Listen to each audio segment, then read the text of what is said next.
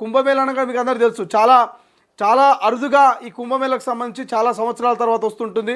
And ఈ కుంభమేళకు చాలామంది లక్షల్లో కోట్లలో ఈ కుంభమేళలో పాల్గొన్నటువంటి పరిస్థితి. సో అక్కడ మరి ఆమె పూసలు అమ్ముతున్నటువంటి సందర్భంలో మోనాలిసా వెరీ పాపులర్ అయింది. ఆమె జస్ట్ ఆమె కళ్ళకు సంబంధించి అక్కడ కొన్ని రికార్డింగ్స్ అంటే వీడియోస్, ఆమె కళ్ళు చాలా బాగున్నాయి, ఆమె చాలా అందంగా ఉందంటూ ఆమె వీడియోస్, మోనాలిసా వీడియోస్ సోషల్ మీడియాలో చెక్కలు కొట్టినటువంటి పరిస్థితి మనం చూసాం.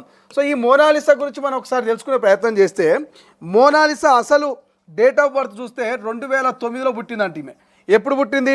2009 డిసెంబర్లో పుట్టింది. డిసెంబర్ ఎప్పుడు? 30వ తారీఖున మోనాలిసా జన్మించింది. అంటే ఆమె వయసు ఇప్పుడు దాదాపుగా 16 సంవత్సరాలు. అంటే ఇప్పుడు 17 పడుతుండొచ్చు, బట్ ఆమె పెళ్లి వయసు వరకు 16 సంవత్సరాలు. అంటే 2009.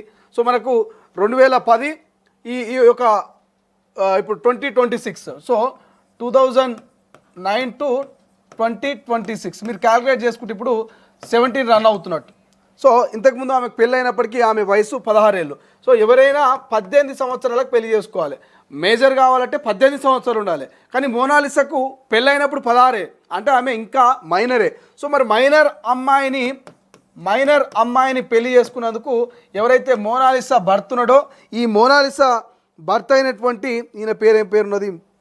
ఈయన పేరు ఫర్మాన్ ఖాన్. మోనాలిసా భర్త పేరు ఫర్మాన్ ఖాన్.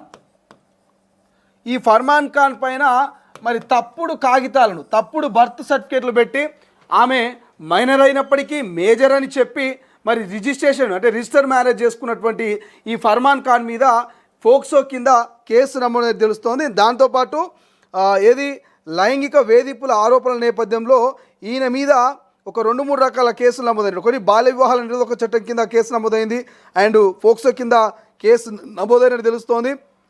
అండ్ దాంతోపాటు సో ఇంకా కొన్ని కేసులు వస్తూ ఉన్నాయి. SC/ST అట్రాసిటీ కేసు,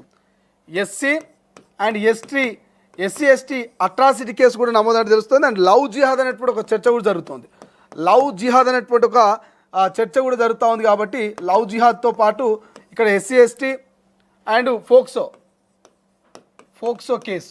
సో ఇట్లా ఓవరాల్గా మరి ఈయన మీద 3 కేసులు నమోదైనట్టుగా తెలుస్తోంది. అంటే ఒకటి ఫోక్సో కింద మరి కేసు నమోదైనట్టు తెలుస్తోంది. ఫోక్సోతో పాటు SC/ST అనేటువంటి ఒక చర్చ జరుగుతుంది. అండ్ దాంతోపాటు ఇక లవ్ జిహాద్ అనేటువంటి ఒక చర్చ ఆ కుటుంబ ఎవరైతే మోనాలిసా పేరెంట్స్ ఉన్నారో పేరెంట్స్ చెప్తా ఉన్నారు.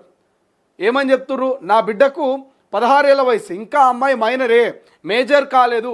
మేజర్ కానటువంటి నా బిడ్డను లవ్ జిహాద్ పేరుతో ఈ ఫర్మాన్ ఖాన్ అనేటువంటి వ్యక్తి నా బిడ్డను మోసం చేసి పెళ్లి చేసుకుంటున్నాడు. ఇది ఒక లవ్ జిహాద్ అంటూ చెప్తా ఉన్నారు. ఇంకోవైపు మరి మోనాలిసా ST సామాజిక వర్గం అని కొంతమంది చెప్తా ఉన్నారు. కాబట్టి SC/ST కింద ఆయన మీద కేసు నమ్మటువంటి అవకాశం ఉన్నట్టు తెలుస్తుంది. మరోవైపు ఫోక్సో 16 ఏళ్ళ వయసు ఉన్నటువంటి అమ్మాయిని తప్పుడు కాగితాలు చూపించి పెళ్లి చేసుకున్నటువంటి నేపథ్యంతో మోనాలిసా భర్త మీద ఫోక్సో కేసు, ఇట్లా 3 కేసులు నమోదైనట్టుగా చర్చ జరుగుతుంది. బట్ ప్రధానంగా ఫోక్సో అయితే క్లారిటీ ఉంది. మిగతా 2 కేసులు